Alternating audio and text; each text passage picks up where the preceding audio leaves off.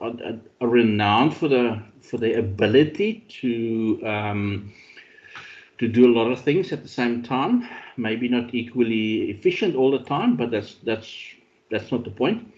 But we would like you to, although you are exposed to a lot of information on a regular basis through all the platforms that you access, we want to know how much you actually do take in. So in an attempt to set the tone for the week, and also to okay, expand your general knowledge. What so can you mean like something that I read this weekend? Yes. Yes, okay. On Twitter, like I read something about the coronavirus has like mutated, so it has advanced. So that was like bad news for me, because right, we've got the vaccine, and now we get news that this coronavirus, it is advanced, which means, you know, there'll be more people who getting sick from this. That's the bad news that I got. And then the good news is that I've started a new business. Oh, fantastic! Yes. Should we be looking out for it, or are you just going to keep it secret at the moment and see how it goes? Yeah, I'm just trying to, you know, get a lot of information about it before I can like put out the flyers and advertise it. Fantastic. That's really exciting. Yes. The bad news, you're quite right. Yes, I'm very excited about the good news, because the good news is an indication to me that, again, the entrepreneurial spirit is very alive. That people realize that, you know what, we can sit back and we can rely on other people. We can rely on the government. We can run policies. We can rely on whatever. Nobody's really going to change our future but ourselves. So if we take that bold step of starting something new, it gives you it gives you a feeling of self-achievement, even if you're just starting off. And I know sometimes some people, there was an interesting chat on the radio this morning where they said, you know what, it's been proven over time. Often we've been told by our teachers, by our mentors, by our parents, if you have a goal, come out boldly, say, this is my goal, this is what I want to achieve, and that's going to just sort of, because you put it out there, everybody's going to check and see if it actually happens. Where research is now proven, and it was done as far back as the 1920s, that if you keep quiet about these things, you actually achieve it. The people who put it out there, who share it with everybody, sort of feels like because they've shared it, they've already sort of crossed that first bridge. But actually, that not. More people actually, they broke a group into of 100 people into two groups of 50. They said to the one group, set your goals and don't share our goals with me. And you've got 45 minutes to work on a few steps. Put it down on paper, whatever, and see what you should be doing, what you can achieve. And the other half of the group, they were told exactly the same, but they say, guys, you don't. If you want to. You don't have to finish in 45 minutes. If you quit before 45 minutes, is also fine. The group who didn't express their goals actually felt that they have not, that they're working towards their goals, but they have not achieved it yet, and there's a long way to go still. The group who actually expressed their goals, and then the majority of them actually quit. On average, they quit by 30 minutes out of the 45. But the other group completed the entire 45 minutes. So yes, it's a reverse on what we've been used to, and that we've been told. But regardless, if you share it, if you tell it out there, you're still going to make it work. And I think that's the important thing, and that's what we're trying to achieve through programs like the high certificate that you're busy doing with, and I'm pretty sure that you will extend your studies if it's possible, and if the business doesn't take off and you become an overnight celebrity, that it underlines again the importance of getting the structure that you have through in the form of studies, certificates, high certificates, diplomas, degrees, doesn't matter. it gives you that foundation and that springboard from where you can actually launch, because it exposes you, and even if nothing else, it confirms to you that all those principles and philosophies that over years have been implemented by successful people still work. They just need to be tweaked and modified to the modern environment and the modern society. But yeah, good luck with everything. I look forward to, and please keep us informed on the progress. I'm excited for you. Bad news that you've shared with the coronavirus. I think the mutation is the greatest challenge at the moment, because that indicates to us that we never really, at this point, until we find a cure for it, will be able to completely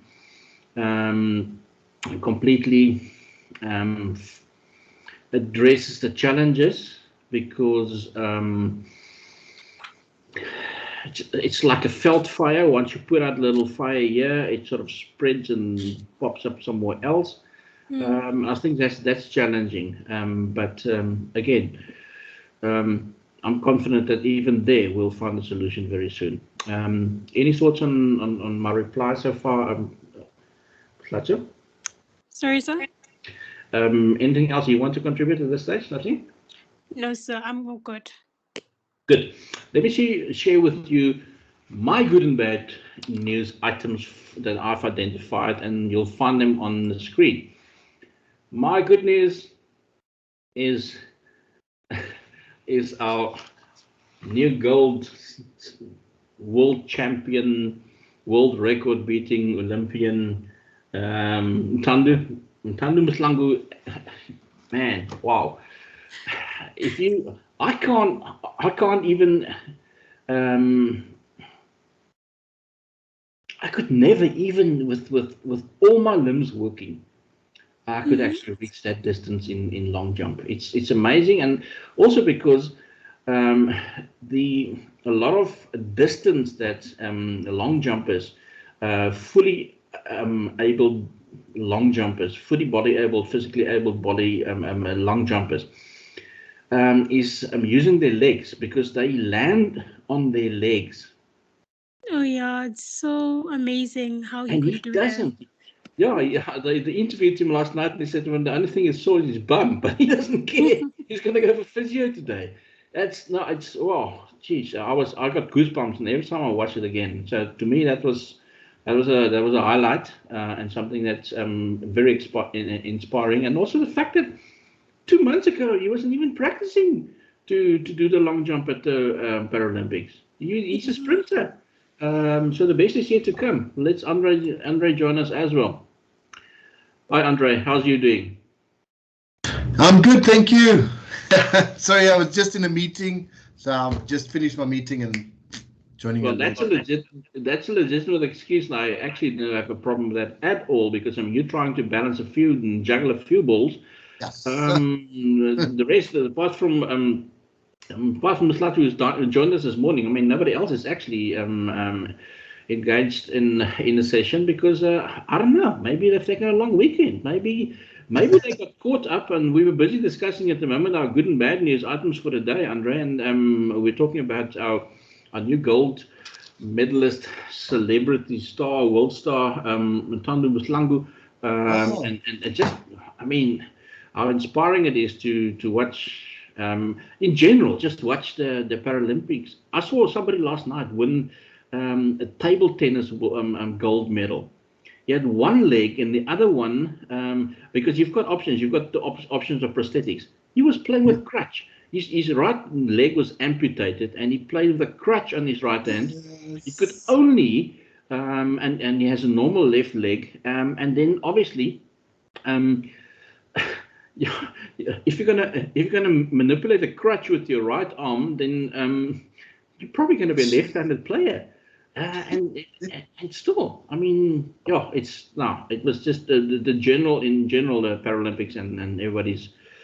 It's just I watch in awe every 4 years, and that's inspiring in itself. And but unfortunately, yes, there's some bad news as well. My bad news for the week, my item for the week, weekend or for the day, is the Cyclone Ida, Yeah.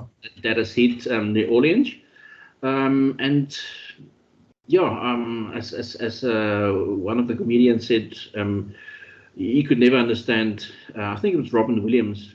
He was not joking about it, but he was actually just making a comical comment on people who are interviewed and how funny it is to see people who, after they've survived a cyclone like this, are getting interviewed on national television, and everybody said, "Oh, geez, how are you doing? I mean, I'm so glad you coped and you survived and everything. I mean, how's it going?"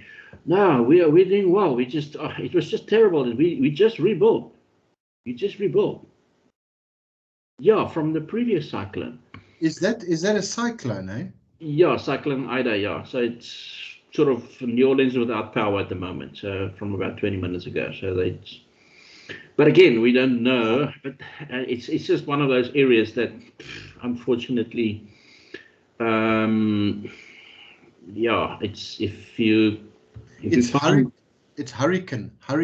It's just Ida. Hurricane Ida now. Yeah. No, not so. It's a Hurricane Ida, IDA. IDA. Like I said, basically it's terrible. And usually I think the velocity is determined by the strength of the winds, right? It becomes a cyclone after about a certain after about 180 km, then it's a cyclone. Before I'm not an expert in I didn't know that. Well, it still looks better than Durban looked after the looting, eh? It does.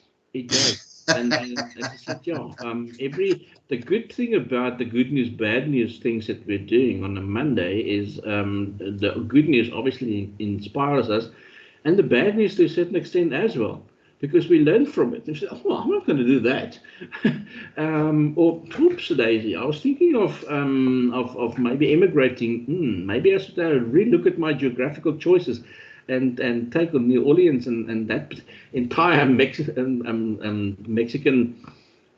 Sea of Mexico area out of the equation, because unless you want to go to this on a constant basis. But then again, people, nature is nature. We should not take it too lightly ever, because it usually wins a battle against against mankind. Anyway, people, I just thought let's use this, keep it in the back of our minds. When for the rest of the week we tend to when we're looking for examples to apply the concepts that we address, see if we can apply to any of these situations, and get into a habit of just generally improving our general knowledge by finding newsworthy items that we can share. What we finished off on Friday, excuse me, we haven't done any new work yet today. We finished off with time management, and we said that time management has basically got 5 dimensions. We completed the setting of goals, analyzing, and specifically when we looked at analyzing, there's Joseph Trickett. I know that he identified 5 activities, those that that's part of your job of a salesperson that you have to do. Then those activities that relate to communication. Who do you have to speak to every day? Who you need to speak to frequently? Maybe you don't have to speak too regularly. What are very intrinsic, important components of your activities?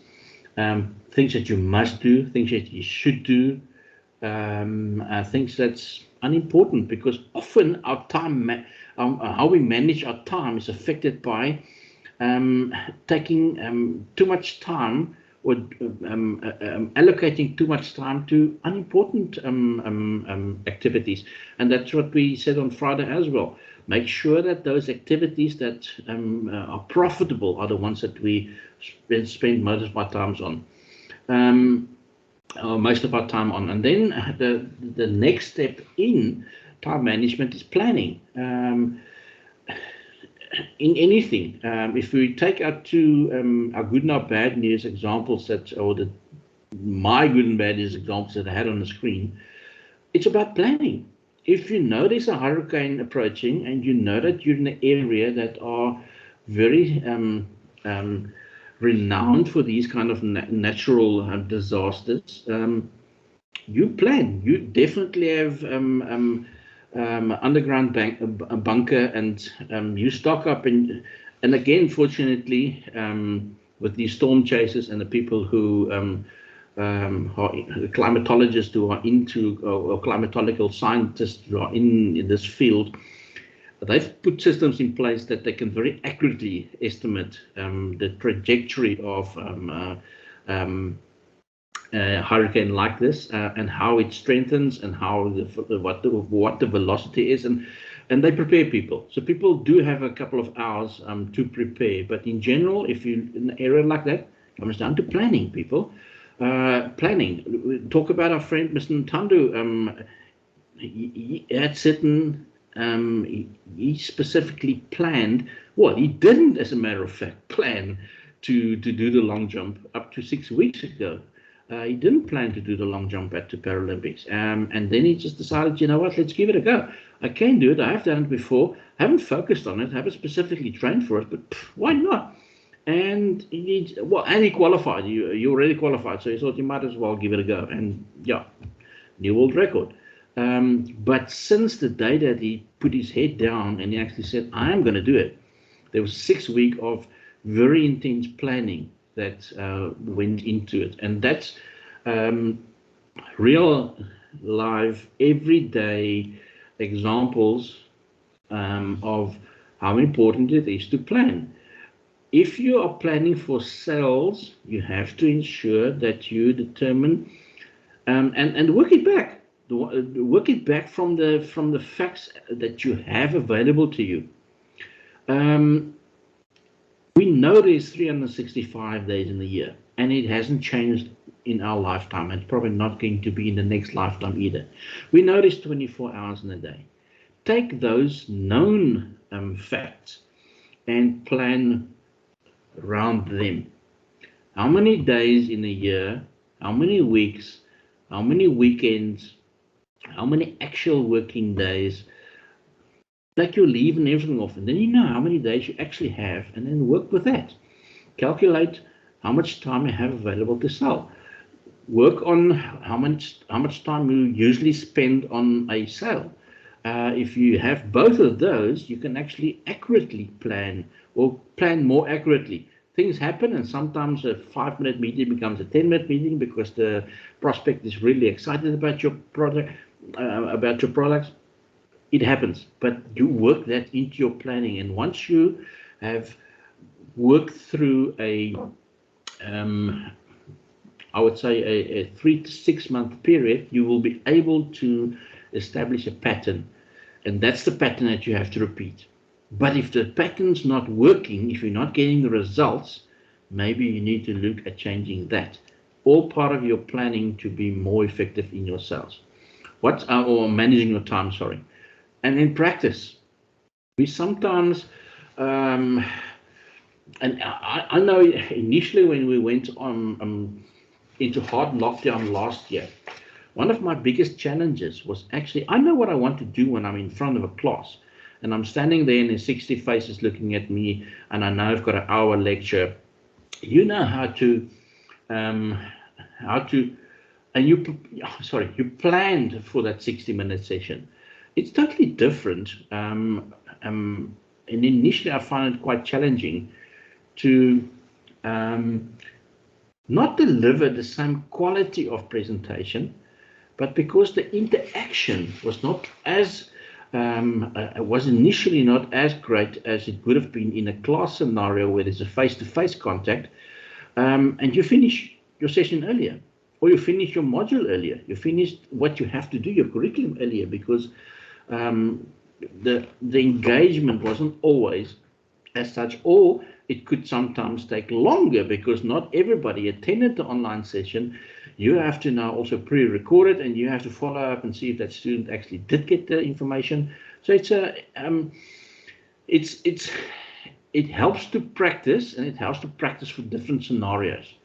It helps to practice for the what-if scenarios. Make sure that your most important calls, that you are doing that at the best time, that it's not your best time. You must always have a best time. 8 o'clock in the mornings, 4 o'clock in the afternoon, salespeople must be equally sharp. Yes, you guys are not Marvel characters, and you're not superhumans, but the reason why you need to be alert and at the best of your game all the time is because clients, the different prospects that you are going to be working with, their best time of day varies. Yours too, because you're also human.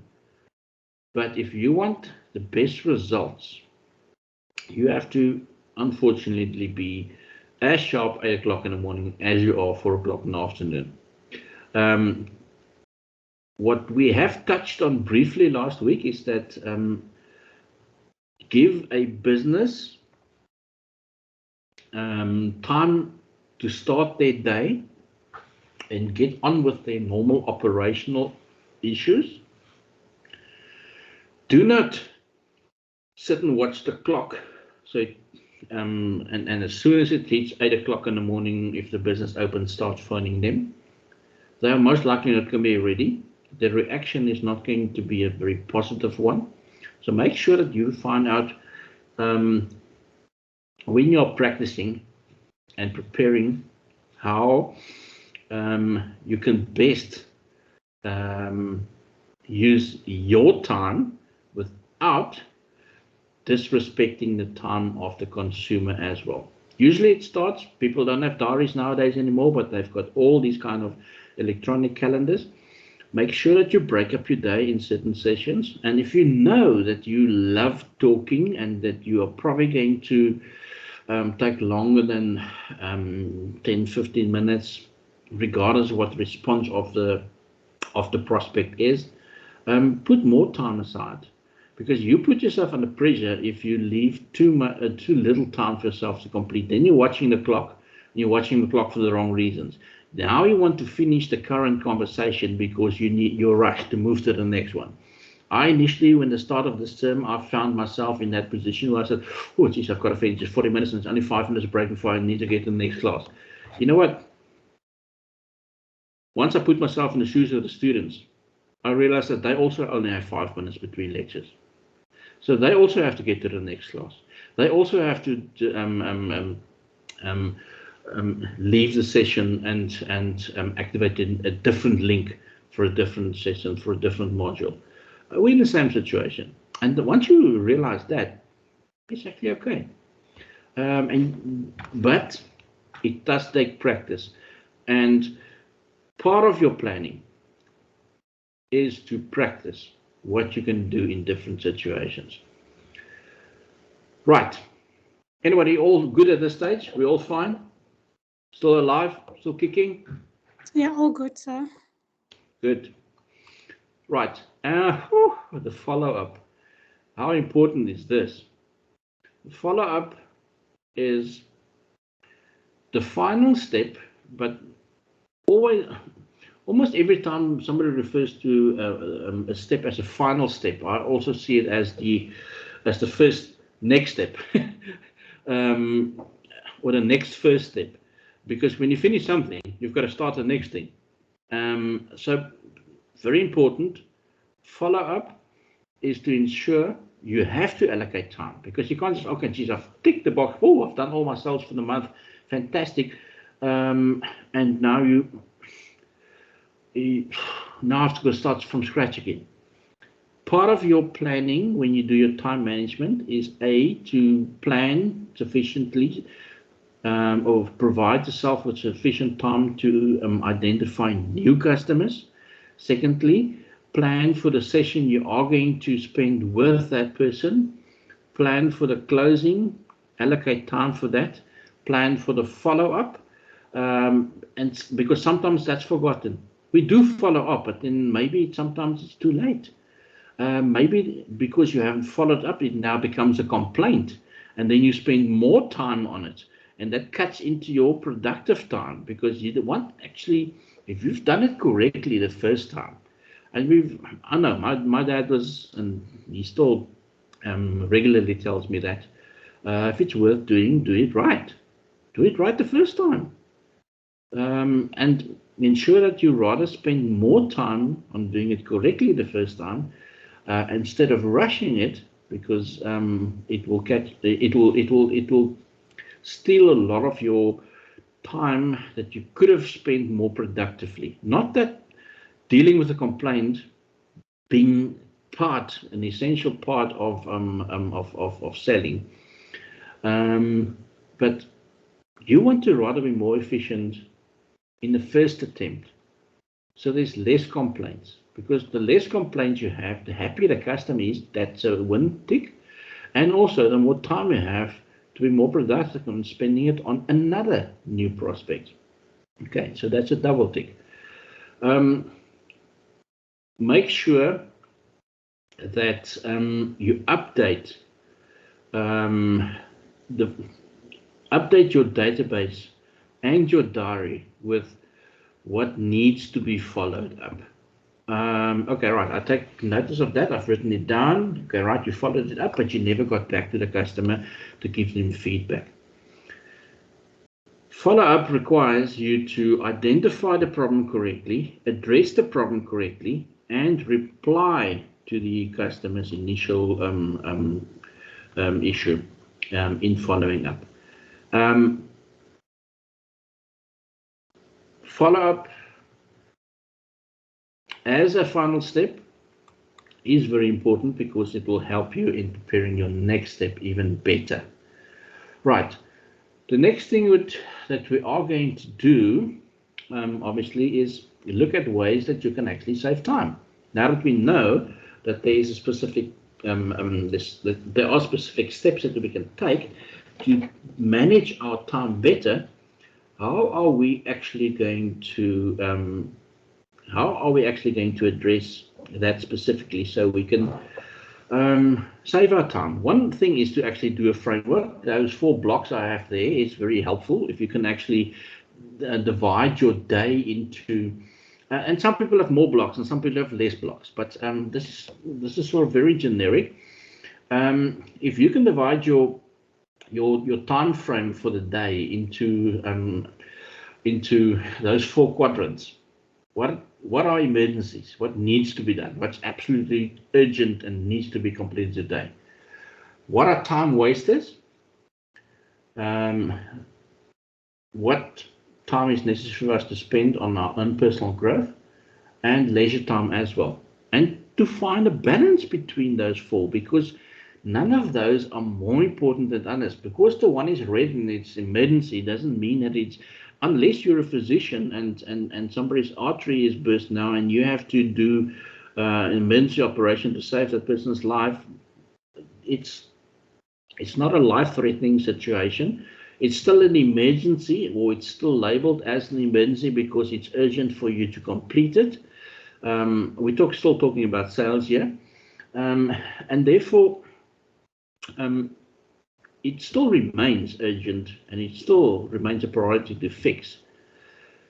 But we also have to remember that if we plan properly, we're not going to have too many emergencies to deal with. What we obviously have to focus on, and that's also why it's in red, is our time wasters. Because we often spend a lot of time. I know I've seen somebody, one of my first days in this industry many years ago, I saw a salesperson who did his first sale. He was so elated. I mean, it was in real estate, so he sold his first house.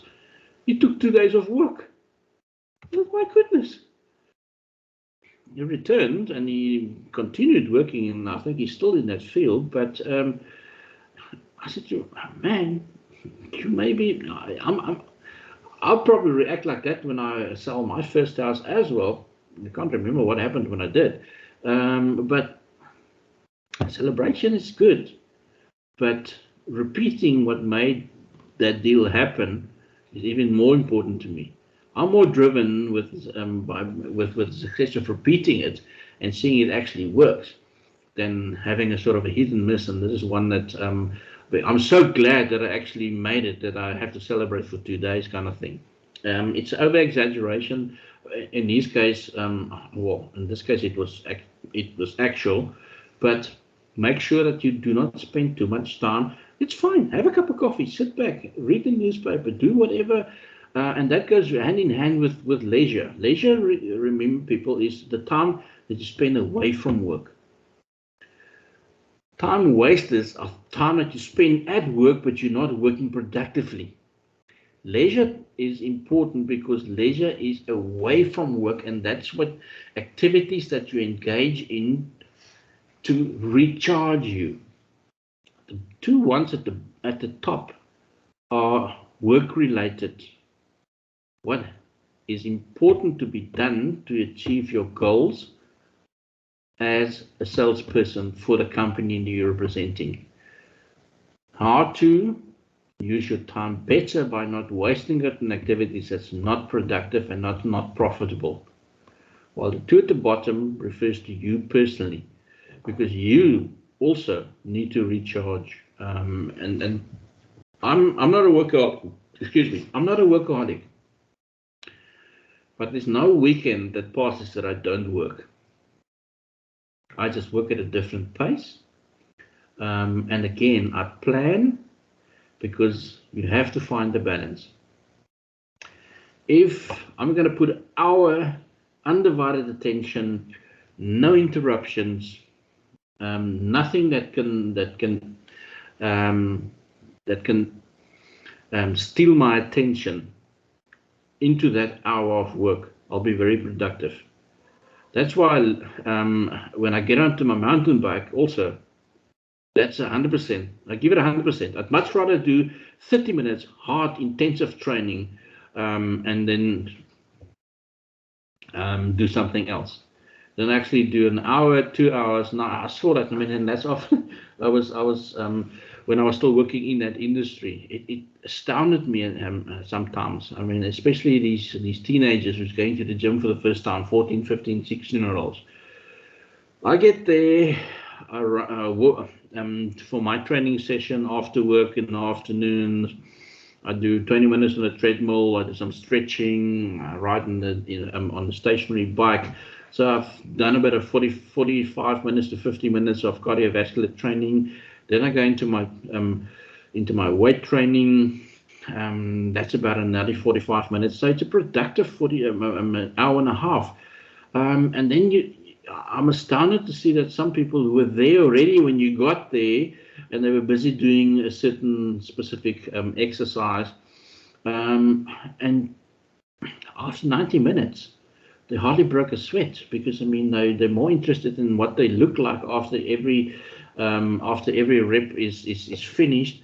They talk a lot of nonsense. They're on their phones, and I said, you know what, really, did they come to train, or do you actually come to socialize? And I know that we need to find a balance between the two, yes, but again, it's a example of people spending too much time on unimportant aspects. Because is that really improving? Is that really assisting your personal growth?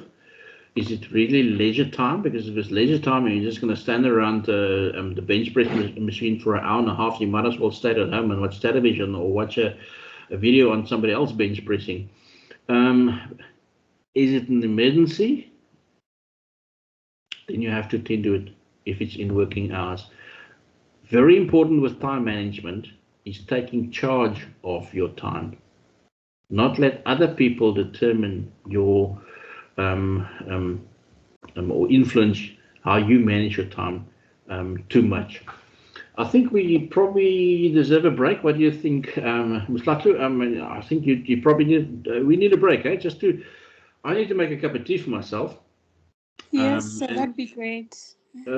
A break will be great. Andre, what do you think? I mean, how's your rest of the afternoon look? What's your meetings like? Sorry? Yeah, I'm okay for now. You're okay for now.